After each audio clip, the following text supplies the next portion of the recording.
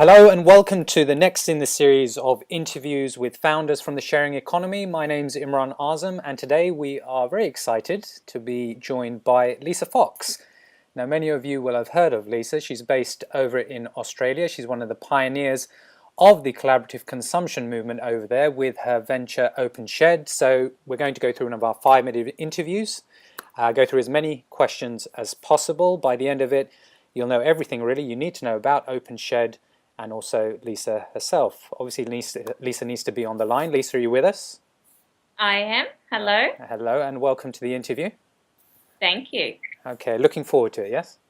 Yes, I am. Okay, great. So we will begin if you are ready. I am ready. Okay, let's do it. 3, 2, 1, and so you founded OpenShed. Tell us about it. What does it do, and why did you found it? Okay, so OpenShed, we say think of it like eBay, but rather than buying and selling, you're renting to each other. So stuff that you have at home that you only use occasionally, that you'd be happy for people to use when you don't need it. You can list it on the site for a daily, weekly, or monthly price. People can find it through the site and rent it through the site. So we take care of you can private message through the site, the payment, and you leave feedback at the end. So that's in a nutshell what OpenShed is. We started in October 2011 was when we went live, and we were available nationally in Australia from the day that we went live, but our main concentration of members in Australia currently is in Sydney and Melbourne.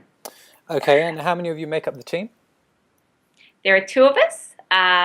Duncan is our CTO. He is my partner in business and in life, and I essentially do everything else.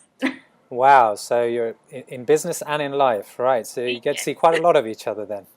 We do. Okay, great. We won't take that any further. So you're based in Sydney, Australia, and you've been on the market since, did you say October 2011? October 2011, yep. Okay, great. And what's the reaction been from, say, the press and your members and the public in general?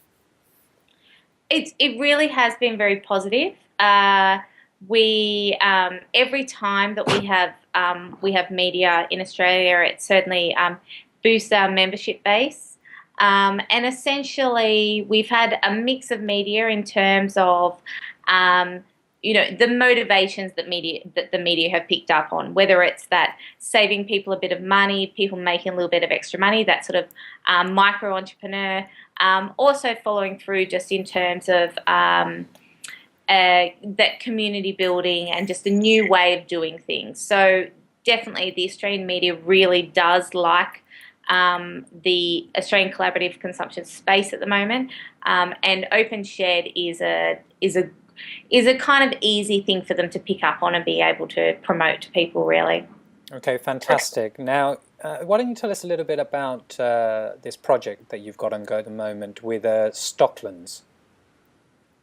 So Stockland is one of Australia's largest residential property developers, and essentially they were already very excitingly looking at collaborative consumption as a way to possibly build community and create a sense of community within their residential estates. So these residential estates are what in Australia we would kind of call a suburb.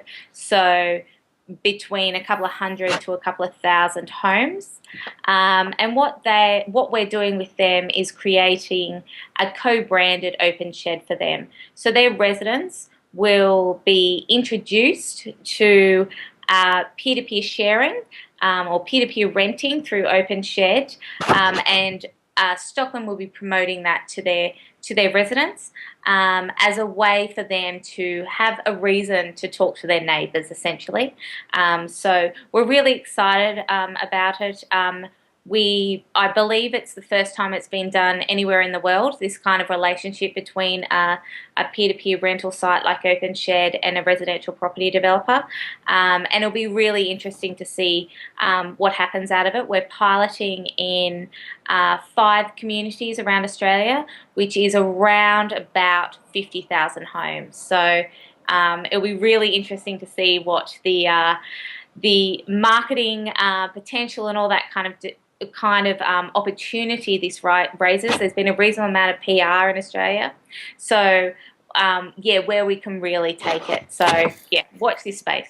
Absolutely, absolutely. So we've got 30 seconds left. Oh, What does the rest of 2013 hold for OpenShed? so for us, it really is focusing on making sure that those pilot communities with Stockland really work, and being able to experiment as much as we possibly can to work out what will motivate everyday Australians to get involved in the collaborative consumption space. Okay, well, that neatly brings us to the end of the interview. Lisa, thanks for being a good sport and joining us. So if you would like to hear more from founders or other stakeholders in the sharing economy, do check back on a regular basis. And I'm sure we'll be hearing from Lisa in the future, and she can let us know how the Stockland project goes. Is that okay with you, Lisa? Sounds great. Love to. All right, great. Well, thanks for joining us. Thank you.